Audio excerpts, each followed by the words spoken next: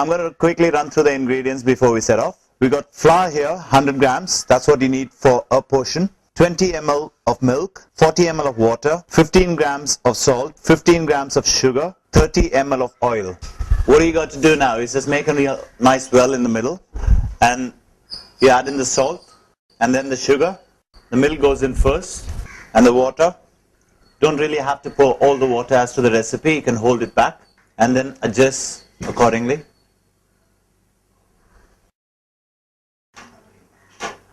Ideally, a surface like a marble surface or a stainless steel is perfect to make parathas.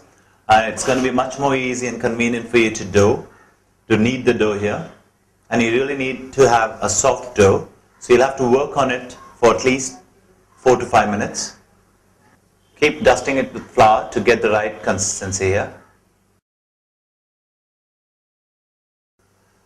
Just when you think that it's just nice and soft, you could just get a feel of it. See how soft it needs to be. Not too hard at all. If you follow the recipe, you'll just get it right. But you could always adjust with a bit of flour. So just make sure you just have a bit of oil just spread on the marble and then a bit on the top. And then cover it with a nice white clean cloth and let it to rest for the next 5 to 10 minutes. It's been resting for the last 5 minutes now, and you could just feel it again. It's just nice and soft, and knead it one more time. This is the ideal way to portion it now. You just cut it into pieces,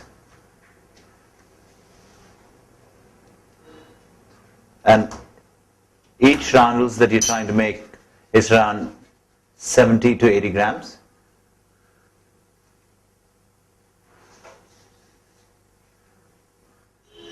The recipe provided is just for 1 paratha, so if you do want for 4 portions, then you just have to multiply it by 4. Once you got evenly the roundels all set up, you'll get it on a tray or leave it on the marble, and then just apply oil again, and then put the cloth back again, and leave it for another 2 minutes. You have to let the dough rest. This is an absolute must. So that it can get very elastic when you actually try to spread it with a rolling pin.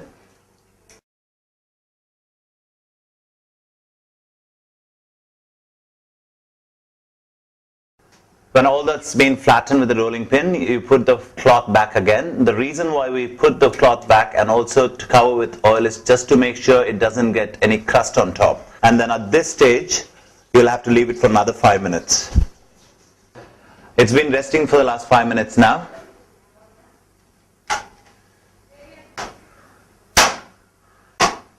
And just watch the movement. You'll have to hold it. You're going to do it very slowly now.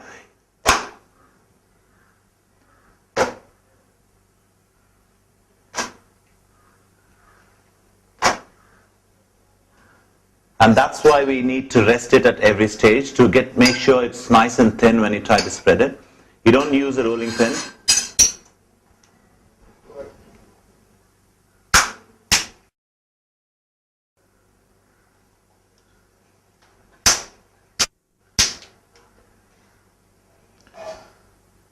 And the thinner it gets, the flakier it gets. So it's absolute must to make sure that it spreads out beautifully, and then out of each you end up making 2 parathas. We've finished with the dough now, so it's an absolute must. If you could see that how beautifully the flakes have come up, and this is what makes paratha such a specialty, and it's such a delicacy, and needs to be covered again for another 5 minutes here. It's been resting for 5 minutes now. Now it's ready to be rolled. First you'll have to tap it a little bit to make it flat. Keep applying oil at every stage. Make sure when you roll it doesn't get folded or anything. So just flatten it, just roll the pin gently.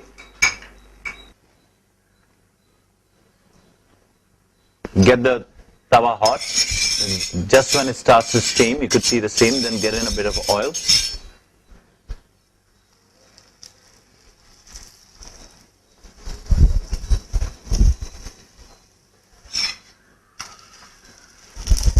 Try not to flip it too many times. On a slow fire, when you actually get a nice golden edge and it starts to get crispy, and you could actually see the flakes right in here, and that's when it's ready to come off the tawa.